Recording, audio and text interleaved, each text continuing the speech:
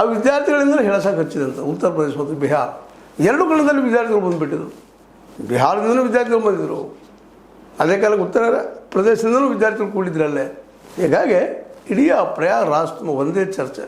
ರಾಹುಲ್ ಗಾಂಧಿಯವರ ಈ ವಿದ್ಯಾರ್ಥಿಗಳ ಧ್ವನಿ, ವಿದ್ಯಾರ್ಥಿಗಳ ಗೂಂಜ್,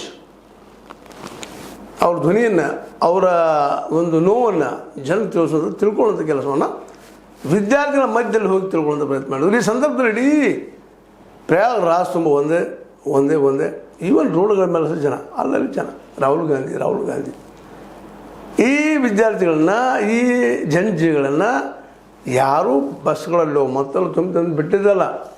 ಯಾಕಂದರೆ ಆ KP ಮೈದಾನ ಅಂತ ಬರ್ತದೆ, ಆ ಮೈದಾನಕ್ಕೆ ಮೊದಲು ಪರ್ಮಿಷನ್ ಕೊಡೋದಿಲ್ಲ ಇಲ್ಲಿ ಗೌರ್ಮೆಂಟ, ಯೋಗಿ ಸರ್ಕಾರ. ನಂತರದಲ್ಲಿ ಪರ್ಮಿಷನ್ ಕೊಡ್ತದೆ. ಅದೇ ಕಾಲಕ್ಕೆ ಅಲ್ಲಿಯ ಈ ಗಟರ ನೀರಾಗಲಿ ಮತ್ತು ಅದರ ಆ ಗ್ರೌಂಡ್ ಹರಿಸ ಇಡೀ ಗ್ರೌಂಡ್ ನಿಲ್ಲಿಗೆ ಬಾರದಂಗೆ ಮಾಡೋ ಪ್ರಯತ್ನ ಮಾಡಿದೆ ಅಂತೇಳಿ ಆರೋಪ ಮಾಡ್ತಾ ಇದ್ದಾರೆ ಕಾಂಗ್ರೆಸ್ಸಿಗರು.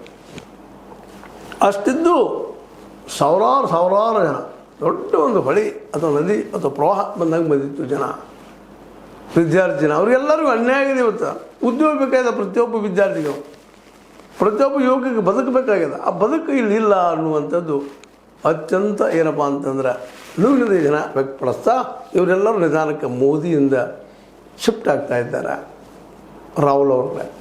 ಇದು ಸಹಿತ ದೊಡ್ಡ ಚಿಂತೆಯ ವಿಷಯ ಆಗಿದೆ ನಮ್ಮ ಮೋದಿಯವರಿಗೆ ಮತ್ತು ಶಾ ಅವರಿಗೆ ಸಲ್ತದ.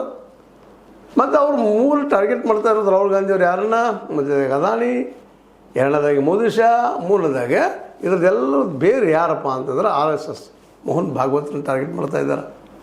ಹೀಗಾಗಿ RSS ಆಗಿರ್ಬೋದು, BJP ಆಗಿರ್ಬೋದು, ನಿಧಾನಕ್ಕೆ ಈ ಯುವಕರಿಂದ ದೂರ ಸಲ್ಲಿಗತ್ತದ ಅನ್ನುವಂಥ ಸಂಶಯ ಮೂಡುವಷ್ಟಲ್ಲ, ಇಡೀ ದೇಶದ ತುಂಬ ಈ ಜನಜಿ ಮತ್ತು CJP ಬೆಳೆಯೋದನ್ನು